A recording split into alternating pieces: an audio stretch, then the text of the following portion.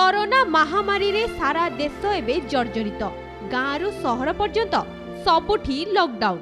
एही लॉकडाउन कटकणा जोगु काहा बेपार बुड़ीगलानी तो आउ कहार कौलिक वृत्ति। एभली परिस्थिति रे आर्थिक अनटन मध्य दिन काटुछंती केन्दुझर जिला घटगां ब्लॉक बाट हरिचंदनपुर गाँव टेराकोटा कारीगरंक परिवार।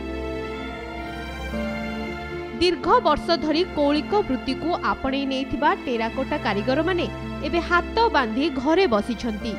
तेबे महामारी कोरोना प्रभाव रे आउ केते दिन एमिति हाथ बांधी बसिबे से नै चिंता रे टेराकोटा परिवार।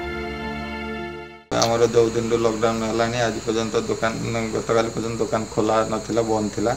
आज के सफा सफी कर देकरी टेक दिए बाई चांस के हांडी पात्र कार दरकार हो बाई चांस जदि घर असुविधा असुविधा नेगिरी ये खोला होची न पूरा बंद राखी तो आसबार ना निज निज जीवन को बचाई घर लॉकडाउन रहिले। माटीरू विभिन्न प्रकारर घर करणा सामग्री प्रस्तुत करी भाटी रे पोड़िबा परे कारीगरक रंगतुलीर स्पर्श रे तैयारी होइताए लोभनीय घर सज्जा सामग्री। एहाकू बिक्री करी निजर परिवार प्रतिपोषण करिथांती सेमाने।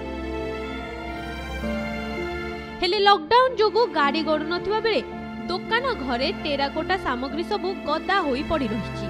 आउ एबे दुर्दिन रे सेमानकू दिन काटिबाकू पड़ुछि। परिवार प्रतिपोषण करिबा लागि सरकारी सहायता जोगाई देबा पई सरकारक निकट रे निवेदन करिसंती एही कारीगर परिवार।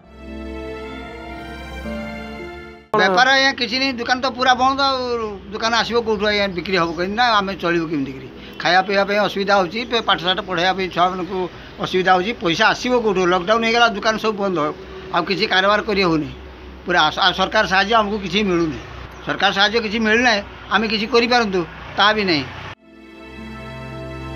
घटगाँव राहास बिहारी नायक कोणार्क न्यूज।